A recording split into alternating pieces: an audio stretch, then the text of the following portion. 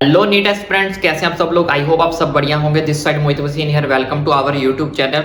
बहुत सारे बच्चों की प्रेपरेशन बहुत ज़्यादा अच्छे से चल रही है। मॉक टेस्ट भी आप दे रहे हो, अपने चैप्टर्स की प्रेपरेशन भी अच्छे से कर रहे हो, लेकिन कहीं ना कहीं बहुत सारे बच्चों के मन में एक डाउट, एक क्वेरी जो ऑलमोस्ट रहती ही रहती है, यार कि मैं टेस्ट भी अच्छे से दे रहा हूँ, मेरे मार्क्स भी आ रहे हैं, मेरे 200 नंबर आ रहे हैं, किसी के 400 आ रहे हैं, किसी के 500 आ रहे हैं, किसी के 600 आ रहे हैं, लेकिन इन सब मार्क्स में से मुझे कैसे पता चलेगा कि मेरा पार स्कोर, एक सेफ स्कोर जो है वो कितना हो सकता है कि मैं अपने आप को एक कंफर्टेबल जोन के अंदर फील करूं। क्योंकि बहुत सारे बच्चे ऐसे हैं जो 400 या 500 नंबर पर अटक जाते हैं या अटके रह जाते हैं, तो उनको लगता है कि यार मैं कितनी और मेहनत करूं। क्योंकि आपको पता है दिसंबर का महीना चल रहा है, हार्डली हमारे पास 4 से 5 महीने और बड़ी मुश्किल से बचे हुए हैं। तो बहुत सारे बच्चे को लगता है कि यार मैं और कितनी मेहनत करूं कि मैं एक सेफ स्कोर के पार पहुंच जाऊं। कितने भी मॉक टेस्ट दे लें, प्रेपरेशन दे रहे हैं, हमारा जो स्कोर है वो 400, 500, 600 पे अटक जाता है। तो बच्चों को समझ नहीं आता हमें कि यार मैं कितनी और मेहनत करूं कि कम से कम मुझे एक टारगेट तो दिखाई दे कि अगर मेरे 600 आ रहे हैं तो मुझे और कितनी मेहनत करने की जरूरत है। क्या 650 मेरे लिए इनफ होंगे? जिन बच्चों के 500 आ रहे हैं, क्या मुझे 150 मार्क्स और लाने पड़ेंगे या फिर 120 और मार्क्स लाने पड़ेंगे? तो जैसे जैसे टाइम निकलता जा रहा है, उनके माइंड के ऊपर जो प्रेशर बढ़ता जा रहा है, तो आपको किसी भी टाइप का प्रेशर आपको क्रिएट करने की जरूरत नहीं है। और बहुत सारे बच्चों के माइंड में सबसे पहला ये डाउट आता है कि क्या रहेगा हमारे नीट 2024 का डिफिकल्टी लेवल, क्योंकि डिफिकल्टी लेवल के ऊपर ही बहुत सारी चीजें जो डिपेंड करती हैं। क्या आपका पास स्कोर उस तक पहुंच पाएगा भी या नहीं पहुंच पाएगा? क्या आप सेफ स्कोर तक पहुंच पाओगे या नहीं पहुंच पाओगे? क्योंकि ईच एंड एवरी सारी की सारी जो चीजें हैं वो आपकी किस पे डिपेंड करेंगी? वो डिपेंड करेंगी आपके डिफिकल्टी लेवल के ऊपर। तो ये सारी चीजों के बारे में आज आपको इस वीडियो के अंदर मैं आपको बताऊंगा। चलिए बच्चों, मैं आपको थोड़ा सा नीट 2024 का डिफिकल्टी लेवल कितना हो सकता है उसके ऊपर थोड़ी सी चर्चा करते हैं, हम बात करते हैं। देखो बच्चों, आप कोई भी यूट्यूबर की वीडियो उठाकर देख लो, किसी भी एजुकेटर से पूछ लो, किसी भी मेंटोर से पूछ लो, हर कोई जो बंदा है, हर कोई जो एजुकेटर है, वो आपको इसी फैक्ट के ऊपर बताएगा जो हमारा प्रीवियस डाटा जो है हमारे पास है। क्योंकि फ्यूचर ना आपने देखा है, ना मैंने देखा, ना किसी और इंसान ने देखा कि फ्यूचर के अंदर आपको जो नीट 2024 का एग्जाम है वो कैसा होने वाला है। तो हम पिछले जितने भी फैक्ट्स है, जितने आप कह लो प्रीवियस, आप कह लो प्रीवियस ईयर के जितने भी हमारे पास क्वेश्चन पेपर्स आए हैं, या प्रीवियस ईयर में जितने भी हमारे एग्जाम्स हुए हैं नीट के अंदर, अगर हम उन चीजों के ऊपर चर्चा करें और उन चीजों का कंक्लूजन निकालें, तो उन चीजों का कंक्लूजन क्या निकलता है वो चीज मैं आपको बताता हूं। तो यहाँ पे हमने भी उसी चीज को बेस के ऊपर ही हम आपको ये वीडियो के ऊपर बना रहे हैं, और उसी बेस के ऊपर ही हम आपको ये सारी चीजें समझाएंगे, बताएंगे।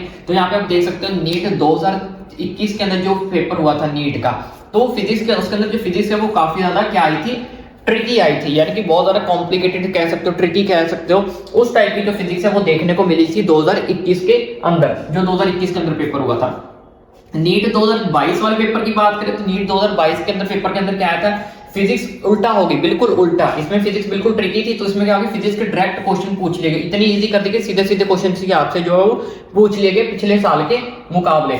तो यहाँ पे आप देख सकते हो डायरेक्ट क्वेश्चन पूछे गए। उसके बाद केमिस्ट्री के भी एआर पूछे गए थे उल्टा। जिस बच्चों को कभी भी ऐसा नहीं होता कि हर बच्चे के मन में डाउट होता है कि हमेशा फिजिक्स और केमिस्ट्री ही टफ आती है, उसके न्यूमेरिकल्स आपको टफ लगते हैं, डेरिवेशंस टफ लगती हैं, लेकिन 2022 का जो पेपर हुआ था उसमें बिल्कुल ही उल्टा हो गया। बायो आपकी जो है बहुत ज्यादा क्या कर दी गई थी, लेंथी कर दी गई थी, जिसके अंदर आपके स्टेटमेंट बेस्ड क्वेश्चन आपसे जो है पूछे गए थे, और साथ में आपके एआर जो है पूछे गए थे। क्योंकि मोस्टली हम अपनी तैयारी भी करते हैं, जब भी हम तैयारी करते हैं तो हमारे जो है फिजिक्स और केमिस्ट्री में हमें सबसे ज्यादा डर लगता है। बायो हमारे हर बच्चे की जो है वो फेवरेट होती है। तो जिन बच्चों की बायो फेवरेट होगी, जिसने ईच एंड एवरीथिंग बायो का पढ़ा होगा, तो उसके लिए तो बायो लेंथी लगी नहीं होगी। लेकिन जो कंक्लूजन पेपर से निकल कर आया था कि उसमें बायो बहुत ज्यादा लेंथी थी, स्टेटमेंट बेस्ड क्वेश्चन आपसे पूछे गए थे, और हमारा जो मैक्सिमम डर होता है वो हमारा डर होता है फिजिक्स और केमिस्ट्री को लेकर। तो फिजिक्स आपको डायरेक्ट क्वेश्चन आपसे पूछ लिए गए, बिल्कुल इजी क्वेश्चन आपसे पूछे गए थे, केमिस्ट्री में भी एआर पूछे गए थे, बायो आपकी जो वो लेंथी कर दी गई थी। अभी जो रिसेंटली पेपर हुआ है 2023 वाला, तो उसके अंदर केमिस्ट्री ट्रिकी कर दी गई। जी हाँ, उसके अंदर क्या कर दिया गया था, केमिस्ट्री को ट्रिकी कर दिया गया था। जैसे 2021 के अंदर फिजिक्स को ट्रिकी किया गया था, 2023 के अंदर केमिस्ट्री को ट्रिकी बना दिया गया था। तो अब इसमें से कंक्लूजन क्या निकला, आप कंक्लूजन देखो। बहुत सारे बच्चे देखो, इसमें फिजिक्स ट्रिकी, ठीक है, PHY, इसमें आपकी बायो आ गई, ठीक है, और इसमें आपकी केमिस्ट्री आ गई। तो अब 2024 में क्या होगा, तो यहाँ पे बहुत सारे बच्चे कंफ्यूजन है, कुछ बच्चे ब्रेन भी लगा रहे हैं, अपनी प्रोबेबिलिटी लगा रहे हैं, एपी निकाल रहे हैं, क्या कि अगर इसमें फिजिक्स थी, इसमें बायो थी, इसमें केमिस्ट्री थी, क्या फिर से यहाँ पे 2024 के अंदर फिजिक्स ही ट्रिकी आपको देखने को मिल सकती है? मे भी हो सकता है, क्योंकि अगर हम पिछले फैक्ट्स के अकॉर्डिंग बात करें, प्रीवियस ईयर्स को देखें, तो कोई भी चीज पॉसिबिलिटी है।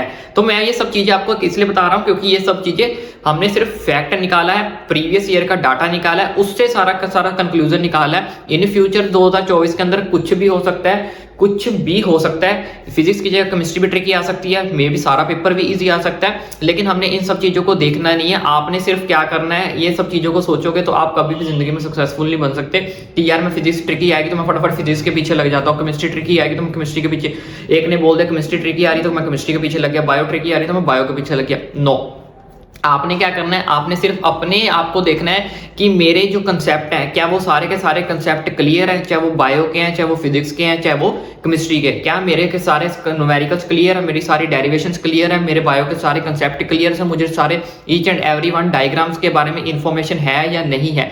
तो आपने अपना देखना कि आप किस कंसेप्ट के अंदर वीक हो, किस सब्जेक्ट के अंदर वीक हो। आपने उस सब्जेक्ट उस कंसेप्ट को क्या करना है, स्ट्रॉन्ग बनाना है। फिर चाहे पेपर कैसा भी आ जाए, ईजी आ जाए, मॉडरेट आ जाए, मीडियम आ जाए, हमें कोई भी लेना देना नहीं, हार्ड ही क्यों ना आ जाए, अगर मेरे सारे के सारे कंसेप्ट क्लियर हैं तो यस आई एम सेटिस्फाइड। चलो मैं आपको एक छोटा सा एग्जांपल दे देता हूँ, वरना वीडियो बहुत ज्यादा लंबी हो जाएगी फटाफट। तो जैसे कि आपको पता है स्कूल हर किसी बंदे ने, कुछ बच्चे कर रहे होंगे, कुछ ने पास आउट कर लिया होगा। तो आप स्कूल में जब भी कोई एग्जाम दे के आते हो या कोई टेस्ट दे के आते हो तो आपकी क्लास में कोई ना कोई बच्चा ऐसा होता है या बोलता है यार पेपर बहुत ज्यादा ईजी आया था, और बाकी सारे बच्चे बोल रहे थे यार पेपर बड़ा हार्ड था, यार मेरे को पता नहीं ये क्वेश्चन कहाँ से आ गया, मुझे तो पता ही नहीं, मुझे तो पूरी बुक में नहीं मिला। वहीं दूसरे क्लास से बच्चा कोई निकलता है, वो बोलता है यार इतना तो ईजी पेपर था, ये क्वेश्चन यहाँ से आया था। तो आपको कैसे नहीं पता कि वो क्वेश्चन कहाँ से आया था, उसको कैसे पता? उसको वो बोलता है यार वो पेपर ठीक ठीक था, आता था, मतलब कर लिया, लेंथी। कुछ बच्चे होते यार पेपर बहुत लेंथी था, मेरे से तो हुआ ही, मुझे पता नहीं चला क्वेश्चन कहाँ से आया। तो इसका मतलब उस बंदे ने जहां से, जिसने आपको बताया कि यार पेपर ठीक था, ये क्वेश्चन यहाँ से, इसका मतलब उसके सारे के सारे जो कंसेप्ट क्लियर थे, लेकिन आपके जो कंसेप्ट है वो क्लियर नहीं थे। इसलिए आपको ईच एंड एवरी डाउट आपका जो क्लियर होना चाहिए, ईच एंड एवरी टॉपिक के बारे में आपको पता होना चाहिए कि ये टॉपिक कहाँ से आया है, कौन सा कंसेप्ट है, इसके बारे में मुझे क्यों नहीं पता। तो ये सारी की सारी चीजें ही आपको एक टाइम पे सेफ जोन के अंदर लेके जाएंगी अगर आपका each and every concept clear है। तो चलिए बात कर लेते हैं कट ऑफ की, कितनी आपकी मैक्सिमम जो कट ऑफ है जा सकती है, कितना आपके लिए एक सेफ स्कोर जो होगा नीट 2024 के लिए। सारी चीजों के बारे में हम बात करेंगे, लेकिन ये भी चीज मैं आपको फैक्ट के थ्रू ही बताऊंगा। तो यहाँ पर आप देख सकते हो कट ऑफ हमारी, मैंने देखो बच्चों, हमारी जो कट ऑफ है वो 2-3 चीजों पर डिपेंड करती है। जैसे कि आपके नंबर ऑफ स्टूडेंट, कि कितने नंबर ऑफ स्टूडेंट अपीयर कर रहे हैं इस साल नीट एग्जाम 2024 के अंदर। नीट 2024 के अंदर कितने बच्चे जो अपीयर हो रहे हैं, यानी कितने बच्चे रजिस्ट्रेशन कर रहे हैं, कितने बच्चे फॉर्म फिल कर रहे हैं, कितने बच्चे एग्जाम देने के लिए बैठ रहे हैं। उसके बाद नंबर ऑफ सीट्स, कि कितनी आपके पास एमबीबीएस की यहाँ पे सीट्स हैं। यहाँ पे हमारे पास क्वेश्चन सबसे पहले आता है कि हमारे पास कितनी नंबर ऑफ सीट्स हमारे पास अवेलेबल हैं। उसके बाद difficulty level of the paper, difficulty level of the paper का एनालाइज मैंने अभी आपको थोड़ी देर पहले ही समझाया कि कैसे आपका डिफिकल्टी लेवल जो पेपर का होने वाला है। उसके बाद उसका मैंने आपको एनालाइज कर दिया। लेकिन ये दो जो चीजें हैं, ये दो चीजों के बारे में कोई नहीं जानता कि कैसे हो सकता है, कैसे नहीं हो सकता, लेकिन आपको हिंट दे देता हूं कि कट ऑफ जो वो आपकी बिल्कुल ही ज्यादा हाई रहने वाली है इस साल भी। वो कैसे? तो यहाँ पे आप देख सकते हो नीट 2021 के अंदर हमारे पास जो बच्चे बैठे थे पेपर देने के लिए वो थे 15.4 लाख। नीट 2024 की बात करें तो 17 लाख बच्चे जो थे नीट 2022 के लिए, और 2023 के अंदर 21 लाख से ज्यादा बच्चे जो थे नीट 2023 के लिए अपीयर हुए थे। अब इसमें बात करो कि 2024 का डाटा क्या रहने वाला है। देखो बच्चों 2024 का डाटा इससे बढ़ने ही वाला है। अगर ये डाटा बढ़ेगा तो ऑब्वियसली आपकी कट ऑफ जो है वो हाई रहेगी, कट ऑफ आपकी कभी भी लो नहीं आएगी। तो एक और आपको हिंट दे देता हूं, JEE जो हमारा एग्जाम होता है JEE वाला, वो जनवरी में हमारा अटेम्प्ट होने वाला फर्स्ट। तो उसके अंदर पहले ही अटेम्प्ट में 12 लाख से ज्यादा बच्चों ने क्या किया है, रजिस्ट्रेशन की है। तो आप सोच सकते हो कि पहले ही अटेम्प्ट के लिए 2 बार पेपर होता है, बहुत सारे बच्चों को पता होगा इसके बारे में। तो पहले ही अटेम्प्ट के अंदर उन्होंने क्या किया, 12 लाख से ज्यादा रजिस्ट्रेशन जो है वो ऑलरेडी हो चुकी है। अभी अप्रैल का अटेम्प्ट जो है वो बाकी है। तो आप देख सकते हो इसी तरह से जो नीट का डाटा है, हर साल जो डाटा है बच्चों का वो बढ़ता जा रहा है, बढ़ता जा रहा है। अगर डाटा बढ़ेगा तो ऑब्वियसली आपकी जो कट ऑफ है वो बढ़ेगी ही बढ़ेगी। अब बहुत सारे बच्चे किस चीज पर डिपेंड करते हैं, वो डिपेंड करते हैं यार नंबर ऑफ सीट्स भी तो बढ़ रही है। देखो बच्चों नंबर ऑफ सीट्स कितनी बढ़ रही है। अभी हाल ही में भी एक न्यूज आई थी हफ्ते 10 दिन पहले की 157 नए कॉलेजेस ओपन हो रहे हैं, 157 न्यू कॉलेजेस ओपन हो रहे हैं। लेकिन वो 150 कॉलेजेस अगर ओपन हो भी रहे हैं तो वो 157 कॉलेज कब ओपन होंगे, इस साल होंगे, अगले साल होंगे, कब होंगे ये तो हमें नहीं बताया ना। उन्होंने सिर्फ इतना बताया कि 157 new colleges are open, new colleges आपके ओपन किए जाएंगे, एमबीबीएस सीट्स बढ़ेंगी। लेकिन कितनी ही सीट्स बढ़ जाएंगे आप खुद सोचो। अगर हर कॉलेज में 100 सीट्स भी होंगी तो कितना इंपैक्ट पड़ेगा। बच्चा भी तो देखो कितना बढ़ रहा है, 21 लाख इस साल अटेम्प्ट किया गया था बच्चों ने। तो 2024 के अंदर आप डाटा देख लो कि कहां से कहां तक पहुंचने वाला और हमारे पास नंबर ऑफ सीट्स कितनी है। आप इस चीज को तो अपने माइंड से निकाल ही दो कि नंबर ऑफ सीट्स बढ़ रही हैं। अगर नंबर ऑफ सीट्स बढ़ रही हैं तो बच्चों का डाटा भी तो बढ़ रहा है, हमें उससे कोई भी लेना देना। सीट्स बढ़े चाहे 10 सीट्स बढ़े, 100 सीट्स बढ़े, 1000, जितनी भी सीट्स हैं, जितनी सीट्स एमबीबीएस की अभी अवेलेबल है, उसमें से एक सीट जो वो मेरी रिजर्व्ड होगी। मैं उसके लिए कुछ भी करने को तैयार हूं, मैं उसके लिए हर अपना दिन रात एक कर दूंगा, लेकिन मैं अपनी एक सीट को पाकर ही रहूंगा। तो बात कर लेते हैं यहाँ पे कुछ सेफ स्कोर के बारे में कि आपका कितना जो नीट के लिए सेफ स्कोर रह सकता है जिसको आपको टारगेट करना है। तो जितने बच्चे जनरल कैटेगरी से हैं तो उनको जो टारगेट करना है 650 स्कोर, उनका जो सेफ स्कोर माना जाएगा। अगर आप 650 तक पहुंच जाते हो तो आप अपने आप को सेफ जो है वो मान सकते हो। तो आपने जितने बच्चे जनरल कैटेगरी के अंदर आते हैं उन्होंने 650 को जो है वो टारगेट करना है। और जो बच्चे ओबीसी से आते हैं उन्होंने 590 या कह सकते हो मैक्सिमम 585 तक आप उस टारगेट जा सकते हो, लेकिन 590 को मैक्सिमम रखो कि 590 तक आपने जो अपना टारगेट करना है जितने बच्चे ओबीसी कैटेगरी के अंदर आते हैं। और जो बच्चे एससी एसटी वाले हैं उन्होंने 550 तो कम से कम आपको चाहिए ही चाहिए अगर आपको एमबीबीएस की सीट चाहिए नीट 2024 के अंदर, क्योंकि जो हमारा कंपटीशन है बहुत बढ़ता जा रहा है। 21 लाख बच्चे से ज्यादा जो बच्चे हैं इस साल भी अटेम्प्ट देंगे, अपीयर होंगे।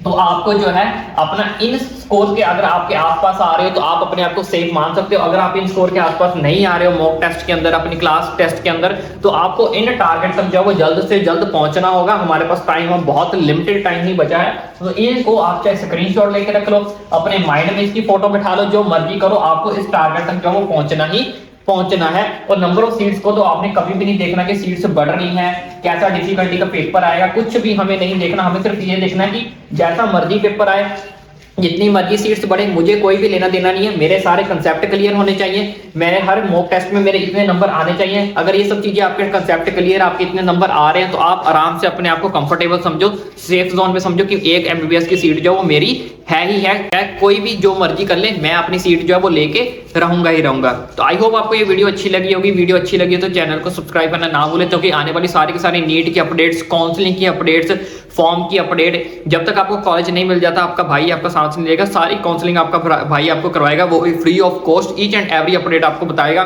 तो चैनल को फटाफट सब्सक्राइब जरूर करें।